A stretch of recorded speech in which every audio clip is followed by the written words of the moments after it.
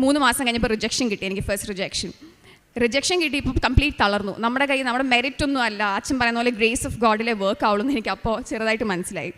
അങ്ങനെ റിജക്ഷൻ കിട്ടിയപ്പോൾ ഞാനോർത്ത് കംപ്ലീറ്റ് തളർന്നു പോകും ഞാൻ ഓർത്തു. പക്ഷേ ഇല്ല, എനിക്ക് അവരൊരു സ്ട്രെങ്ത്ത് കിട്ടി. ചിലപ്പോൾ സമയമായിട്ടില്ല.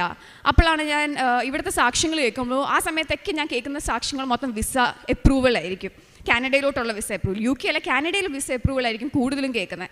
അപ്പോൾ ഒരു ആലപ്പുഴയിൽ ഒരു ചേച്ചി പറഞ്ഞായിരുന്നു 3ാമത്തെ പ്രാവശ്യം വെച്ച് റിജക്ഷൻ 4ാമത്തെ പ്രാവശ്യം കിട്ടിയെന്ന് പറഞ്ഞു. അപ്പോൾ ആ ചേച്ചി പറഞ്ഞ പോലെ തന്നെ ഞാൻ എല്ലാം ചെയ്യുമായിരുന്നു. ആ ചേച്ചി സാക്ഷ്യം പറഞ്ഞ പോലെ പ്രാർത്ഥനയും സോഷ്യൽ വർക്കൊക്കെ ചെയ്യുമായിരുന്നു. ഞാൻ ഓർഫനേജിൽ പോയി പിള്ളേരെ കാണും, അവർക്ക് സ്നാക്സൊക്കെ മേടിച്ചു കൊടുക്കും, എന്നെക്കൊണ്ട് ചെയ്യാൻ പറ്റുന്നതൊക്കെ ചെയ്യായിരുന്നു.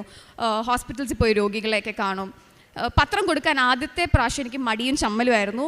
പിന്നെ എൻ്റെ അമ്മ ഇവിടെ നല്ല വിശ്വാസി, അപ്പോൾ അമ്മ എന്നെക്കൊണ്ട് ആദ്യം പോയി. പിന്നെയുള്ള എല്ലാ പത്രവും, എൻ്റെ വീട്ടിൽ ഇപ്പോൾ ഒരു പത്രവും എല്ലാം ഞാൻ തന്നെ പോയി ബസ് സ്റ്റോപ്പിലും കൊടുക്കും, ഓട്ടോ ഡ്രൈവർമാർക്കും കൊടുക്കും. അങ്ങനെ എല്ലാം അതൊക്കെ ക്ലിയർ ചെയ്തുകൊണ്ട്